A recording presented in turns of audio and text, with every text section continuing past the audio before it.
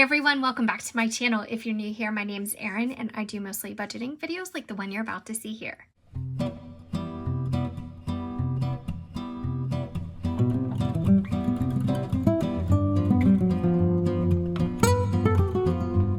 Budgeting videos with real numbers, get ready because I'm about to go over my student loan debt, which I have never gone into depth here on my channel, and I'm going to give you some explanation about it, and I'm also going to give you some figures to let you know what I'm facing, and maybe that will resonate with a few of you who are in similar situations. I printed out a worksheet to go over my student loan, so let me first flip to that. So this is my budget planner that I'm currently using, and these are my budgeting forms that I'm going to be reconciling our income every single Friday. Whether we have income or not, I still want to talk about our variable expenses because we do buy things like gas and groceries and dog food every single week. So these are the forms that I'm currently using. But here is the student loan repayment worksheet that I came up with. And it's really basic, and just to kind of show you an illustration of my figures that I'm dealing with currently. So just a little bit of background. I was in college in the late 90s. So I'm really dating myself, but just to give you guys complete, accurate information. And back then we didn't have the type of student loans that we have now. We had, I don't know what they were called. And shame on me. But anyways, if I go into Navient, it will tell me the kind of loan that I have. But the loans now are different, and they're secured differently and just handled a bit differently. So back then, when I took out my loans, we didn't need a parental sign off. We didn't need a co-signer. We just did this ourselves. And to be honest with you, it's probably one of the biggest regrets that I've had in life. Probably one of the biggest, if not the biggest financial regret, is back then I was just a spender, and I'm just going to admit that. And I took out loans for things that weren't absolutely crucial to my education or my living. I lived at home, I didn't pay rent. Anytime that I ever lived at home, was in college, things were getting paid for, and it was just, I needed extra money for this or for that. And I worked part-time, so I did work, but I was just a spender, and I got bailed out from my spending and credit card debt because back then in college, banks would literally prey on students and set up tables and apply for this card, build your credit, blah, blah, blah. And I ran up my credit quite a few times. My mom bailed me out. My grandparents bailed me out. My other grandparents bailed me out. It was kind of one of those things. And I just never really learned my lesson. And so fast forward a few years later, and what can I do while I'm talking to you? Fast forward a few years later, and my husband and I got married, and my poor spending habits came with me, and we were probably both, terrible spenders, terrible savers, and all that stuff. So I defaulted on my loans because I thought they're not going anywhere. I just was very irresponsible, and I just didn't really care about paying these down because I figured they were just accumulating interest daily, and they were following me no matter what I did, and I was never going to be able to get out of it, under no circumstances, because even if you declare bankruptcy, you can't declare bankruptcy on a student loan. So I just had a really bad attitude about it, stopped paying it, defaulted. And then when I finally got my act together, I deferred, and they worked with me to put off my payments, and all this time interest was accumulating. So this isn't the original amount that I borrowed, nor is this amount. But I did have two loans at two different times. So I want to say originally I borrowed maybe, I don't know, $10,000. Maybe something like that. And throughout the course of me defaulting and deferring, I just racked up probably double that amount in interest. So as you can see, this is what Navient considers to be my original balances. These were not what I borrowed though. So I just want to make that really clear. This is not the amount that I borrowed.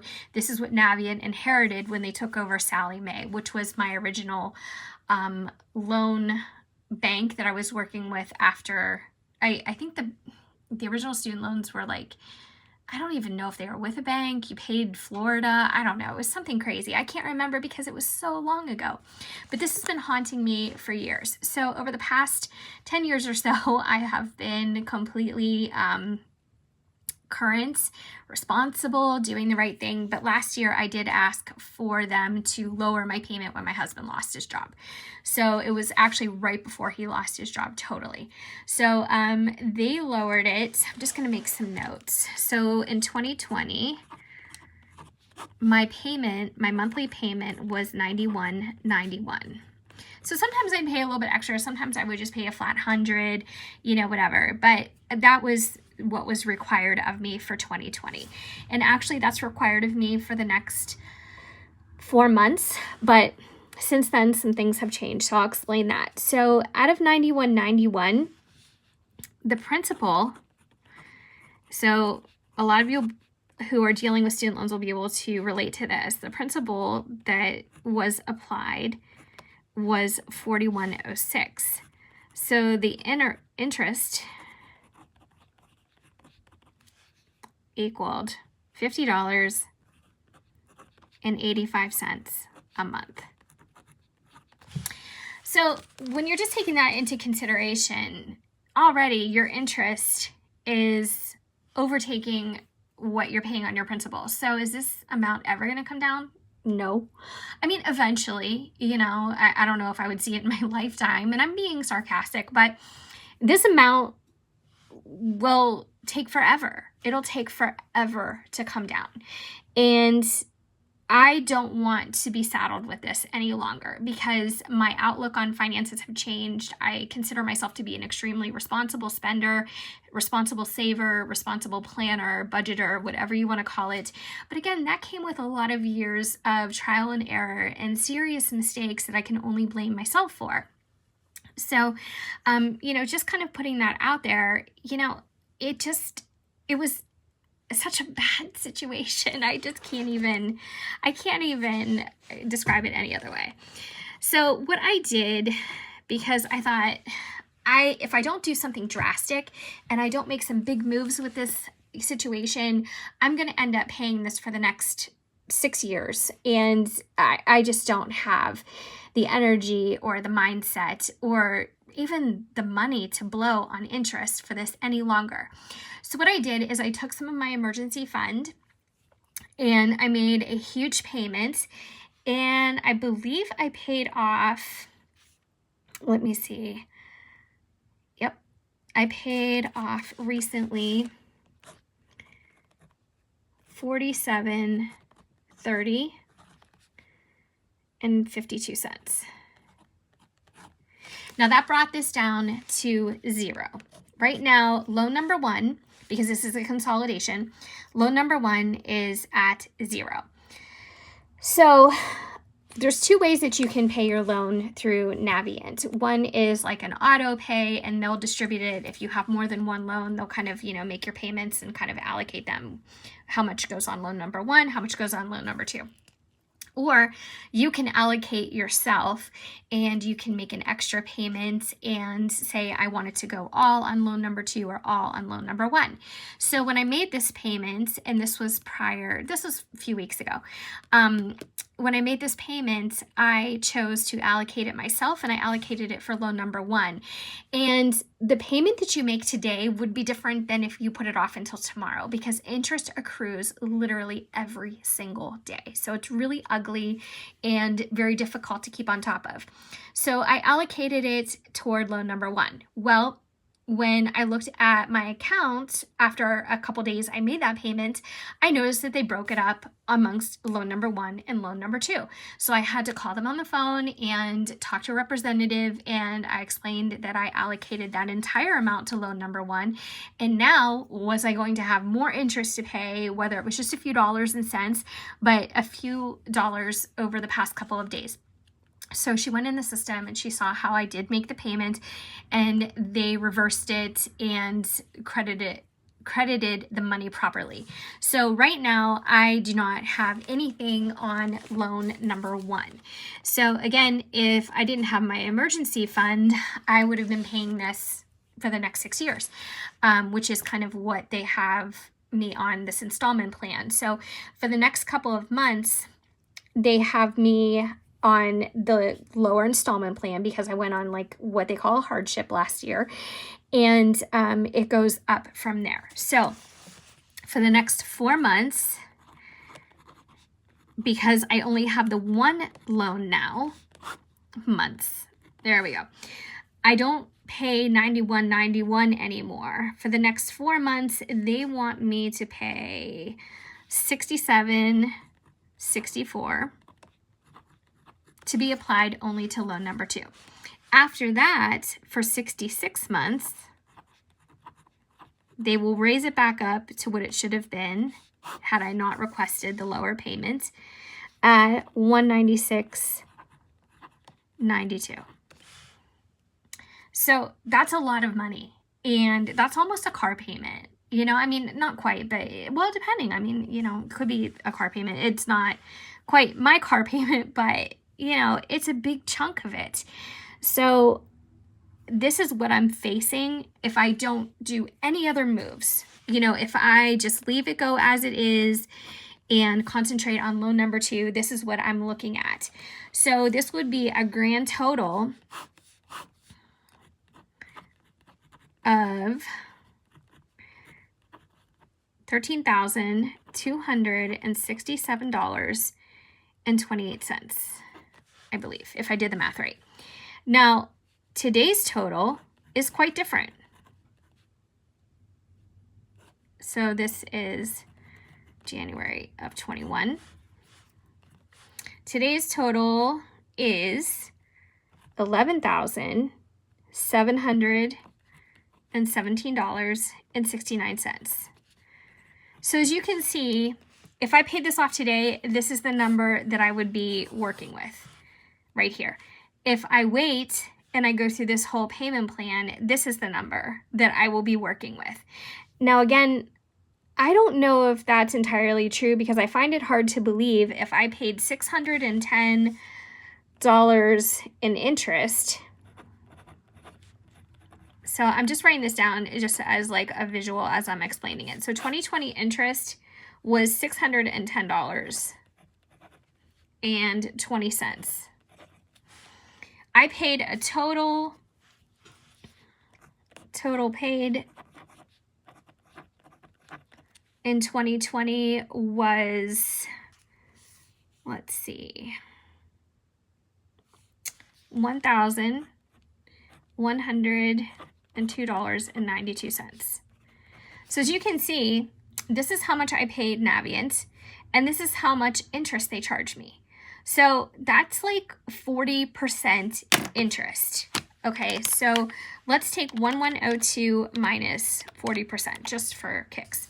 Look what we have here, $661. So 40% interest over the past year I paid to Navient. So it's not as cut and dry and as clear as it seems. Yes, my interest rate is set at 4%. But did I pay 4% in 2020? I sure didn't. I paid $610 out of $1,102. That's ignorant. I mean, that is just astounding. And it is no wonder that students, adults, you know, whatever, are not able to pay off these loans.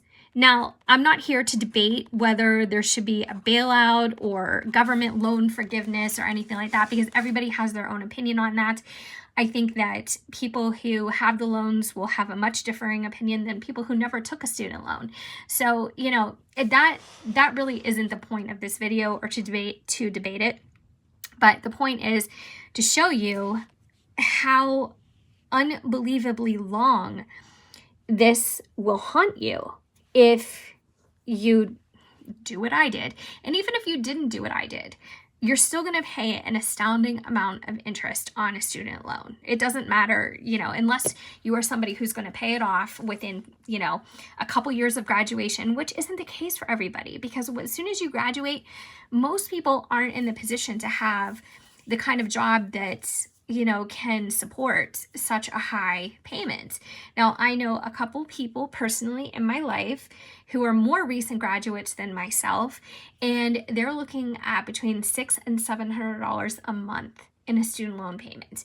Now, do they have more money taken out? Probably. Do they have a different interest rate? Probably. You know, there's a lot of factors that go into it, but the bottom line is it's really expensive, and you will drown in it if you don't do something to take care of it. So that's pretty much why I used some of my emergency fund to take care of this one, because now I don't have to think about this one any longer. Like, that's out of my head and it's done. But this one is huge, and I still have to think about that. So there's a couple things coming up. We have taxes to pay. We are going to owe taxes. But you guys know that I built up an $18,000 emergency fund. If you've been with me for a while, you know how I did it, when I did it, how long it took me. But I did take this money up here out of that emergency fund. And if I have money left over after our taxes, which I'm really hoping and praying that we do, I'm going to be putting the rest of it on the student loan, because I just want to get it out of my life. I want to be done with it. Now, there's a lot of people saying, you know, just wait. You know, there's a lot of conversations happening about, you know, the new administration, and they might be forgiving student loans. I'll just tell you this from somebody who's my age. Now, I'm middle-aged now, and that's just horribly embarrassing that I'm still dealing with a student loan that I took out eons ago. But when they came out with the student loan forgiveness program, you know, if you were, you know, put as teacher or state worker, people who had a loan like me from way back when, those people didn't qualify for that. So the new programming that happens, even if there is some kind of student loan forgiveness that happens in the future, it may exclude people who were in my situation and took out the types of loans that I did way back when. So it's just really hard to navigate and figure out what the best thing to do is, except bottom line, best thing to do is pay this off as soon as possible. So am I going to wait to hear if there's going to be any kind of changes with the new administration, or if there's going to be, you know, any type of forgiveness? Probably not. I'm probably just going to do my best just to erase and eradicate this from my life and then just move on, so I can really concentrate on being, for the most part, consumer debt free. We're still going to have a couple of car payments. Guys, this isn't something that bothers me. This isn't something that disrupts my budget in a huge way, but this loan and this loan situation is. So this is my priority, and I'm really, really anxious to get our taxes done and to see bottom line what we have left. And so I can just start just chipping away at this. Now, hopefully that'll happen more sooner than later. But this is what I'm looking at. I'm probably going to do some kind of chart to show you guys my payoff progress. So if you're interested in that, please just follow along. I'll be doing regular updates. But if you are in a similar situation, or if you're a newer grad and you have debt to pay off, you know, don't let it stress you to the point of, like, you know, making yourself sick or anything. Just pay what you can. And if you find yourself in a hardship situation, you know, instead of maybe paying nothing for a while, because they'll let you do that. Student loan companies love to let you pay nothing, because they still keep charging you interest every single day. So they're going to be making more money off of you.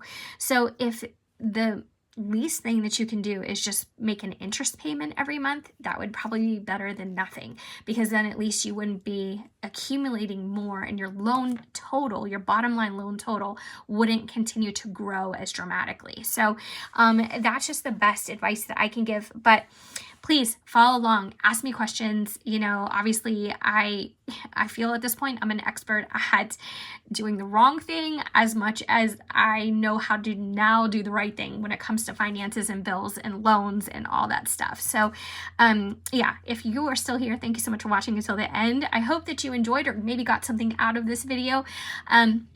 If you have any questions, like I said, please list them in the comments below. I'll get to as many of them as I can and help you guys as much as I can. And if you haven't already subscribed, I would love if you stuck around and did so I can definitely see you in my next video. Take care.